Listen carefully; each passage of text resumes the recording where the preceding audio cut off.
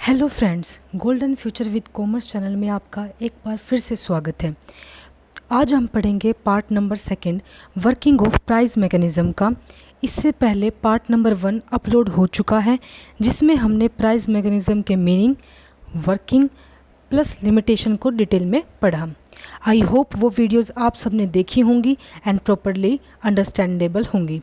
In this video हम पढ़ेंगे solution of central problem in capitalist economy. So students, let get started. तो हम solution of basic economic problem with the help of price mechanism पढ़ेंगे। तो सबसे पहले हम ये डिस्कस कर लेते हैं कि इकोनॉमीज़ कितने तरह की होती हैं, क्योंकि हम यहाँ पर सिर्फ इस वीडियो में कैपिटलिस्ट इकोनॉमी का जिक्र करेंगे और आने वाली वीडियोस में हम सोशलिस्ट इकोनॉमी और मिक्स्ड इकोनॉमी को कवर करेंगे। अभी के लिए हम सिर्फ कैपिटलिस्ट इकोनॉमी को पढ़ते हैं। तो कैपिटलिस्ट इकोनॉमी कैसी इकोनॉमी होती है जिसके अंदर फैक्टर ऑफ प्रोडक्शन और प्रॉपर्टी का जो ओनरशिप होता है वो किन हाथों में होता है? प्राइवेट हैंड्स में होता है। यहाँ पर जो गवर्नमेंट का रेगुलेशन होती है वो बिल्कुल भी नहीं होती। गवर्नमेंट का जो रूल्स हैं, गवर्नमेंट के रेगुलेशंस हैं, वो हटा दिए जाते हैं। यहाँ पर सिर्फ प्राइवेट हैंड का कंट्रोल होगा फैक्टर ऑफ प्रोडक्शन पर और प्रॉपर्टी पर। इनका मेन मोटिव क्या होता है? प्रॉफिट को अर्न करना। और एंटरप्रेन्योर यहाँ पर फुल फ्रीडम इंजॉय करते हैं। यहाँ पर मार्केट के द्वारा जो भी डिमांड एंड सप्लाई होगी वो अडॉप्ट की जाएगी। फ्रीली फोर्सेस मूव करेंगे और सेंट्रल प्रॉब्लम यहाँ पर प्राइस मैकेनिज़्म के थ्रू सॉल्व की जाएगी। तो ये क्या था हमारा कैपिटलिस्ट इकोनॉमी। कैपिटलिस्ट इकोनॉमी वह इकोनॉमी जहाँ पर फैक्टर ऑफ प्रोडक्शन और जो प्रॉपर्टी है उन पर प्राइवेट हैंड का कंट्रोल होता है, ओनरशिप होती है, मेन मोटिव अर्न प्रॉफिट होता है, ना कि सोशल वेलफेयर। एंटरप्रेन्योर जो होते हैं वो फुली फ्रीडम को इंजॉय करते हैं। और सेंट्रल प्रॉब्लम, जो बेसिक प्रॉब्लम ऑफ इकोनॉमी हमने चैप्टर नंबर 1 में पढ़ी थी, उनका सॉल्यूशन प्राइस मैकेनिज़्म के थ्रू होता है। अब साथ के साथ हम सोशलिस्ट इकोनॉमी और मिक्स्ड इकोनॉमी को भी पढ़ लेते हैं, लेकिन आने वाली नेक्स्ट वीडियोज़ में हम इनके सॉल्यूशन के बारे में बताएंगे कि सेंट्रल प्रॉब्लम का सॉल्यूशन इन इकोनॉमीज़ में कैसे होगा। लेकिन मीनिंग हम अभी पढ़ लेते हैं। सोशलिस्ट इकोनॉमी कौन सी इकोनॉमी होती है? सोशलिस्ट इकोनॉमी वह इकोनॉमी होती है जिन पर फैक्टर ऑफ प्रोडक्शन और प्रॉपर्टी का ओनरशिप किन हाथों में होता है? गवर्नमेंट हैंड्स में होता है। गवर्नमेंट की रूलिंग, गवर्नमेंट के रेगुलेशंस यहाँ पर चलते हैं। यहाँ पर जो मेन मोटिव होता है वो अर्न प्रॉफिट ना होकर सोशल वेलफेयर होता है। यहाँ पर एंटरप्रेन्योर की नहीं चलती, कोई फ्रीडम नहीं होती उनके लिए। सभी प्लानिंग अथॉरिटी डिसाइड करती है according to research. Central problem यहाँ पर सॉल्व की जाती है प्लानिंग मैकेनिज़्म के थ्रू। जो डायरेक्शन इशू की जाती है किसके द्वारा? गवर्नमेंट के द्वारा या फिर सेंट्रल प्लानिंग अथॉरिटी के द्वारा। तो ये थी हमारी सोशलिस्ट इकोनॉमी, जो बिल्कुल ही अपोजिट है किसका? कैपिटलिस्ट इकोनॉमी का। और थर्ड बात है हमारी मिक्स्ड इकोनॉमी की। थर्ड क्या है? कौन सी इकोनॉमी है? Mixed economy. सेकंड कौन सी थी? Socialist economy. और फर्स्ट कौन सी थी? Capitalist economy. तो मिक्स्ड इकोनॉमी हमारा फर्स्ट और सेकंड का मिक्सअप होता है। इसमें कैपिटलिस्ट इकोनॉमी भी होती है और सोशलिस्ट इकोनॉमी भी होती है। तो यहाँ पर मिक्सचर पाया जाता है, तो दोनों का कॉम्बिनेशन हमारा मिक्स्ड इकोनॉमी होती है। तो ये थी हमारे पास 3 प्रकार की इकोनॉमीज़। अब हम कैपिटलिस्ट इकोनॉमी में सेंट्रल प्रॉब्लम का सॉल्यूशन देख लेते हैं कि कैसे होता है। तो यहाँ पर वही प्रॉब्लम्स अराइज होंगी जैसे कि हमने चैप्टर नंबर 1 में डिटेल में पढ़ा था। व्हाट टू प्रोड्यूस, वही problems 5। What to produce, how much to produce, second for whom to produce, how to produce, ये सारी की सारी प्रॉब्लम आएंगी जिनका सॉल्यूशन किसके माध्यम से होगा? प्राइस मैकेनिज़्म के हेल्प से किया जाएगा, क्योंकि कैपिटलिस्ट इकोनॉमी में प्राइस मैकेनिज़्म की हेल्प से सॉल्यूशन किया जाता है सेंट्रल प्रॉब्लम का। इससे पहले जब चैप्टर नंबर 1 में हमने पीपीसी पढ़ा था, उसकी हेल्प से भी हमने सॉल्यूशन किया था सेंट्रल प्रॉब्लम का। लेकिन इस चैप्टर में हम प्राइस मैकेनिज़्म की हेल्प से कैपिटलिस्ट इकोनॉमी में सॉल्यूशन को पढ़ेंगे। तो फर्स्ट प्रॉब्लम कौन सी है हमारी? What to produce. कौन सी है? What to produce and how much to produce. तो इसमें क्या लिखा गया है? व्हाट टू प्रोड्यूस में जो कंज्यूमर डिमांड करेगा उन्हीं गुड्स एंड सर्विसेज की सप्लाई की जाएगी बाय द प्रोड्यूसर्स। जो कंज्यूमर डिमांड करेगा, क्योंकि यहाँ पर क्या होता है? डिमांड और सप्लाई 2 फोर्सेस होते हैं। किसमें? प्राइस मैकेनिज़्म पे। तो प्राइस मैकेनिज़्म यहाँ पर फॉलो हो रहा है, इस वजह से यहाँ पर डिमांड और सप्लाई का यूज़ हुआ। तो यहाँ पर मैंने बिकॉज में रीज़न क्या लिखा हुआ है, इन प्राइस मैकेनिज़्म दो फैक्टर ही मार्केट में रोल प्ले करते हैं। कौन से होते हैं वो, एक होता है डिमांड और एक होता है सप्लाई। जैसे यहाँ पर एक एग्जांपल लिखा गया है कि जैसे टी है और एक कॉफ़ी है, अगर कंज्यूमर टी की डिमांड ज़्यादा करते हैं कॉफ़ी के कंपैरिजन में, तो टी का को ज़्यादा बनाया जाएगा, टी को क्या किया जाएगा, ज़्यादा बनाया जाएगा, क्योंकि यहाँ पर कोई सोशल वेलफेयर की बातें नहीं की जाएंगी। कैपिटलिस्ट इकोनॉमी में सिर्फ हमारा प्रॉफिट मोटिव ही क्या होता है, मोटिव क्या होता है, प्रॉफिट मोटिव। प्रोड्यूसर को जो अच्छा लगेगा वो बनाएगा, तो टी को ज़्यादा बनाया जाएगा क्योंकि कंज्यूमर डिमांड इस चीज़ की कर रहे हैं, और कॉफ़ी के जो भी रिसोर्सेज लगे हुए हैं सारे के सारे टी में शिफ्ट हो जाएंगे। तो ये था व्हाट टू प्रोड्यूस। तो क्या पढ़ा हमने व्हाट टू प्रोड्यूस में, जो कंज्यूमर डिमांड करेगा उसी को बनाया जाएगा, क्योंकि कंज्यूमर यहाँ पर क्या होता है, किंग। किंग जो कहेगा वही बनेगा, जो किंग नहीं कहेगा वो हम कैंसिल कर देंगे, वो नहीं बनाएंगे। अब व्हाट टू प्रोड्यूस तो हमने पढ़ लिया, अब पढ़ते हैं how much to produce. How much to produce क्या बोलता है, जब प्राइस हाई होते हैं तब प्रोड्यूसर ज़्यादा प्रोड्यूस करेगा गुड्स को। क्यों, क्योंकि जब प्राइस ज़्यादा होंगे तो उन्हें उसके बदले में जो रिवार्ड है वो भी ज़्यादा मिलेगा, क्योंकि प्राइस ही तो रिवार्ड होता है। तो रिवार्ड जब ज़्यादा मिलेगा तो उनको प्रॉफिट होगा, तो वह प्राइस हाई ज़्यादा होंगे जब तभी ही प्रोड्यूस करेंगे ज़्यादा। अगर प्राइस होंगे कम तब प्रोड्यूस कम, जो प्रोड्यूसर है वो कम प्रोड्यूस करना स्टार्ट कर देंगे। तो इस प्रॉब्लम थी ये हाउ मच टू प्रोड्यूस की, वो क्या बोलती है, वो ये बोलती है कि कितना बनाएं। अगर ये तो डिसाइड कर लिया कि व्हाट टू प्रोड्यूस क्या बनाना है, जो कंज्यूमर कहेंगे वही बनाएंगे, लेकिन कितनी क्वांटिटी में बनाएं ये प्राइस पर डिपेंड करता है कि जब प्राइस हमारे हाई होंगे तो हम ज़्यादा प्रोड्यूस करेंगे, अगर हमारे लो होंगे तो हम कम प्रोड्यूस करेंगे। तो ये कॉस्ट ऑफ प्रोडक्शन यहाँ पर कॉन्स्टेंट माना जाता है। तो ये चीज़ें थी यहाँ पर फर्स्ट प्रॉब्लम, जिसका हमने बहुत ही सिंपल लैंग्वेज में सॉल्यूशन करने करा है और समझने की कोशिश की है। अब अकॉर्डिंग टू राइटर देख लेते हैं, उन्होंने भी यहीं पे ये लिखा हुआ है, solution of basic problem by the price mechanism. 3 economy बताई गई हैं, क्योंकि इकोनॉमी को 3 कैटेगरी में डिवाइड किया गया है। तो फर्स्ट प्रॉब्लम क्या बोलता है कि solution of central problem in capitalist economy. तो सबसे पहली प्रॉब्लम ये रही, what to produce and how much to produce, क्या प्रोड्यूस करें और कितनी क्वांटिटी में प्रोड्यूस करें। तो व्हाट टू प्रोड्यूस में क्या बोलता है कि basic problem of what to produce is solve with the help of, किसकी हेल्प से, प्राइस मैकेनिज्म की हेल्प से, और किस में, कैपिटलिस्ट इकोनॉमी में। इस वजह से कैपिटलिस्ट इकोनॉमी में प्राइस मैकेनिज्म की हेल्प से यह प्रॉब्लम सॉल्व की जाएगी। तो as a matter of fact sellers produce those goods, वही गुड्स एंड सर्विसेज प्रोड्यूस करेंगे जो कंज्यूमर के द्वारा डिमांड करते। बिल्कुल क्लियर लैंग्वेज में यहाँ पे लिखा गया है कि कंज्यूमर के द्वारा जो डिमांड किया जाएगा वही गुड्स एंड सर्विसेज बनेंगे। Consumer express their want bye demanding a given quantity of good at a given price. Consumer demand करते हैं अपनी इच्छाओं को डिमांड के थ्रू, वे डिमांड करते हैं तभी हमें पता चलता है कि वह कितने प्राइस पर और कितनी क्वान्टिटी पर डिमांड कर रहे हैं। इफ़ द कंज्यूमर प्रेफर ज़्यादा more of tea than coffee, coffee के बजाय वह टी को ज़्यादा प्रेफर करते हैं, तो हम क्या करेंगे, फैक्टर प्रोडक्शन किस में डाइवर्ट कर लेंगे, प्रोडक्शन ऑफ टी में, कॉफ़ी के प्रोडक्शन से। And this desires of the consumer is communicated to the producer through price mechanism. किसकी हेल्प से, प्राइस मैकेनिज्म की हेल्प से पता चलता है। If consumer prefer more of tea and less of coffee the price of tea will increase, price बढ़ जाएंगे, क्योंकि जब डिमांड बढ़ता है किसी भी प्रोडक्ट का तो प्राइस ऑटोमेटिकली क्या हो जाता है, इंक्रीज़ हो जाता है, और कॉफ़ी के डिक्रीज़ हो जाएंगे, क्योंकि सभी कंज्यूमर किस चीज़ की डिमांड कर रहे हैं, टी की। सभी फैक्टर ऑफ प्रोडक्शन कहाँ लग जाएंगे, टी में। कॉफ़ी से हटकर कहाँ शिफ्ट हो जाएंगे, टी में। तो दिस विल इंड्यूस, तो ये क्या प्रेरित करता है प्रोड्यूसर को कि वह अपने रिसोर्सेज को डायरेक्ट करे कॉफ़ी से टी के अंदर, जो कि कंपेरेटिवली डियरर है देन कॉफ़ी।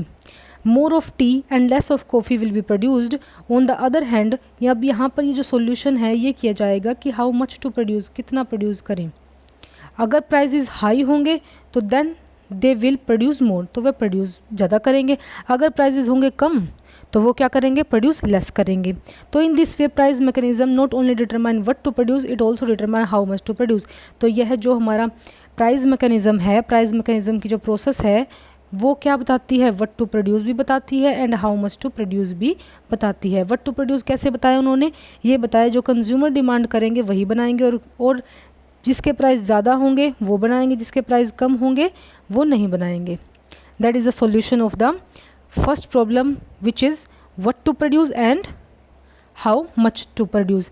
आई होप स्टूडेंट्स ये इससे क्लियर वे में मैं नहीं समझा सकती है, बहुत ही क्लियर वे था, बहुत ही ईजी लैंग्वेज में इसका डेफिनेशन थी और क्लियरली डिफाइनेबल था ये। उसके बाद सेकंड प्रॉब्लम आती है, वो कौन सी है? वो सेकंड प्रॉब्लम है how to produce. How to produce मतलब ये डायरेक्टली रिलेटेड किससे है? टेक्निक की चॉइस से रिलेटेड, चॉइस ऑफ टेक्निक से के रिगार्डिंग डिसीजन लेना होता है कि किस टेक्निक का यूज़ करें, लेबर इंटेंसिव टेक्निक को यूज़ करें या फिर हम कैपिटल इंटेंसिव टेक्निक को यूज़ करें। ये दो ही टेक्निक हमारी होती हैं। क्या लेबर इंटेंसिव टेक्निक कौन सी टेक्निक होती है जहाँ पर लेबर का ज़्यादा यूज़ किया जाता है, और कैपिटल इंटेंसिव टेक्निक कौन सी होती है जहाँ पर कैपिटल का, मशीन्स का ज़्यादा यूज़ किया जाता है, ना कि लेबर का। तो जो सेलर है उस टेक्निक को यूज़ करेगा जिसमें कॉस्ट ऑफ प्रोडक्शन कम आएगा और प्रॉफिट ज़्यादा आएगा।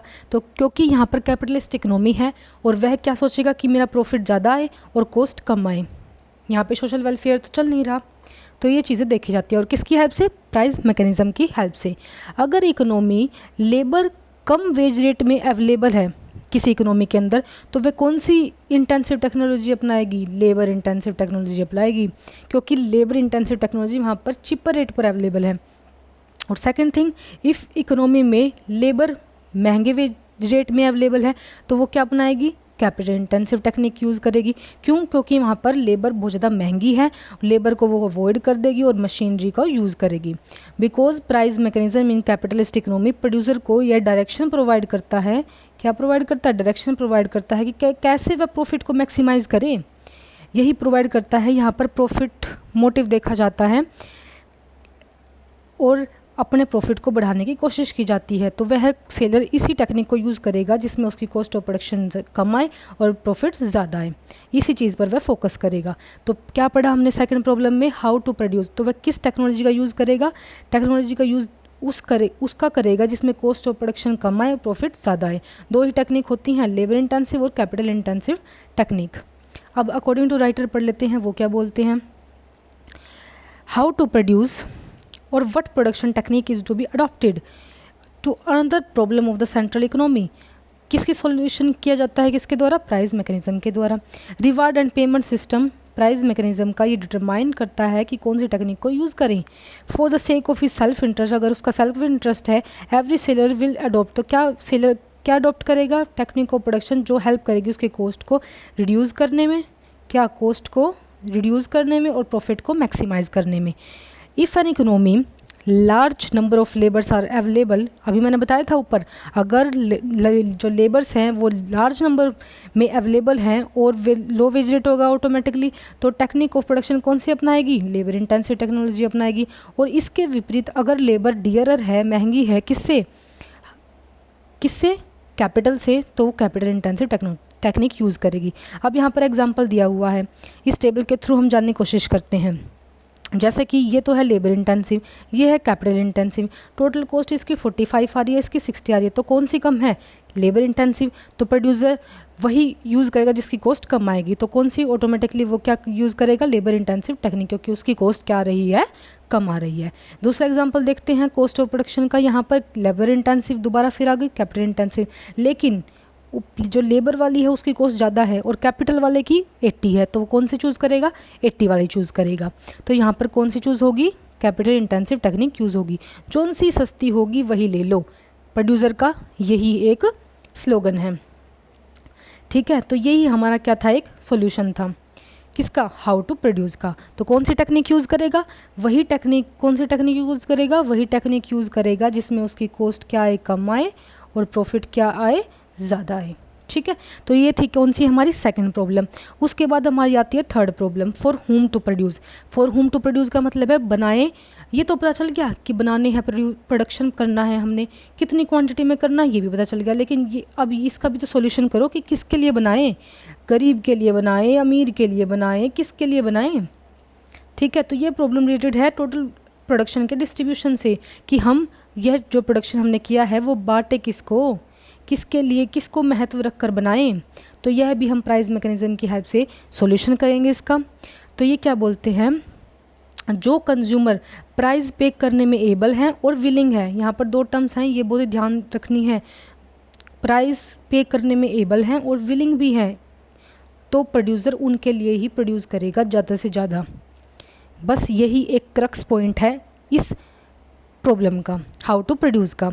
जो कंज्यूमर प्राइस पे करने में एबल है और विलिंग है, प्रोड्यूसर उनके लिए ही बनाएगा, क्योंकि यहाँ पर सोशल वेलफेयर की तो बात नहीं चल रही कि सबको ही इंक्लूड लेकर करके चलेंगे हम, ठीक है। इसका मतलब क्या हुआ, जो पे कर सकते हैं सिर्फ उनके लिए ही प्रोड्यूस करेंगे गुड्स को, क्योंकि यहाँ पे क्या है, कैपिटलिस्ट इकोनॉमी है। तो अब देखते हैं next thing, house hold consumers की गुड बाय करने की एबिलिटी डिपेंड किस पर करती है, इनकम पर डिपेंड करते हैं कि उनके पास पैसा कितना है, कि उनके पास पैसा कितना, तभी तो वो डिमांड कर पाएंगे। और इनकम डिपेंड करती है किसी भी फैक्टर सर्विस के ऊपर। अब उनके पास पैसा तो ऐसे आ नहीं जाएगा, किसी फैक्ट्री पर जाके काम करेंगे तभी क्या आएगा, पैसा आएगा। और वो किस फॉर्म में आएगा, चाहे तो रेंट की फॉर्म में आ सकता है, अगर कहीं लेबर की फॉर्म में काम करें तो वेज के थ्रू आएगा, इंटरेस्ट आएगा या फिर प्रॉफिट आएगा, तभी तो फैक्ट्री सर्विस के प्राइस मिलेंगे और ये इनके लिए इनकम होती है। ये प्राइस जो कि इनकी इनकम होती है वो डिटरमाइन करती है कौन, फैक्टर मार्केट में डिमांड एंड सर्विस फैक्टर्स, ये डिटरमाइन करते हैं। तो अगर डिमांड फैक्टर्स की ज़्यादा है सप्लाई से तो प्राइस ज़्यादा होंगे, तो वो क्या करेंगे, हाउस होल्ड की इनकम भी ज़्यादा होगी और हाउस होल्ड डिमांड भी ज़्यादा करेंगे, जिससे प्रोड्यूसर उनके लिए ज़्यादा प्रोड्यूस करेंगे। लेकिन अगर सेकंड सिचुएशन में अगर डिमांड ऑफ द फैक्टर कम है और सप्लाई ऑफ द फैक्टर ज़्यादा है, तब प्राइसेस कम होंगे और हाउस होल्ड की इनकम भी कम होगी, जिससे वे क्या करेंगे, डिमांड भी कम करेंगे और प्रोड्यूसर उनके लिए कम प्रोड्यूस करेंगे। तो ये एक चेन है जो कि हमें याद रखनी है।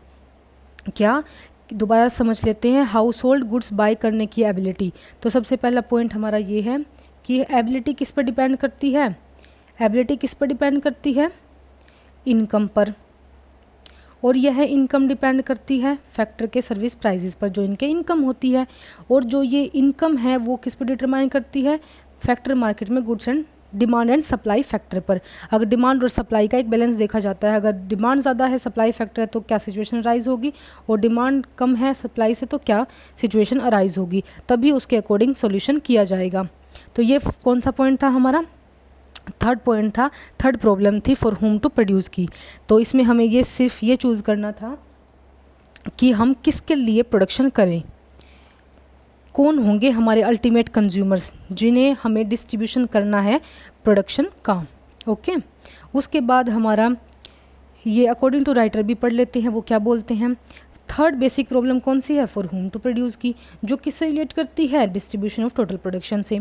Distribution of community among the house holds depend करती है प्राइजेज पर, दैट दे आर एबल और विलिंग टू पे, जो मैंने अभी बताया था कि वो एबल भी होने चाहिए और विलिंग टू पे होने चाहिए प्राइस मैकेनिज्म के अंदर। ज़्यादा प्रोड्यूस तब करेंगे जब कंज्यूमर्स एबल होगा और विलिंग होगा। एबिलिटी हाउस होल्ड की बाय की ये डिपेंड करते हैं कि उनकी इनकम कितना है, जेब में पैसा कितना है उनके पास। अगर जेब में पैसा ही नहीं होगा तो वो डिमांड किस चीज़ की करेंगे ही नहीं।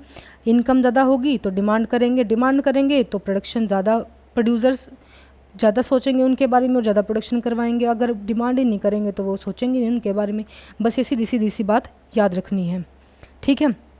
ये थी थर्ड प्रॉब्लम। अब पढ़ते हैं फोर्थ प्रॉब्लम, जिसका नाम है fuller utilisation of the factors का फुलर यूटिलाइजेशन। यह प्रॉब्लम भी सॉल्व की जाएगी किसके थ्रू, प्राइस मैकेनिज्म के थ्रू।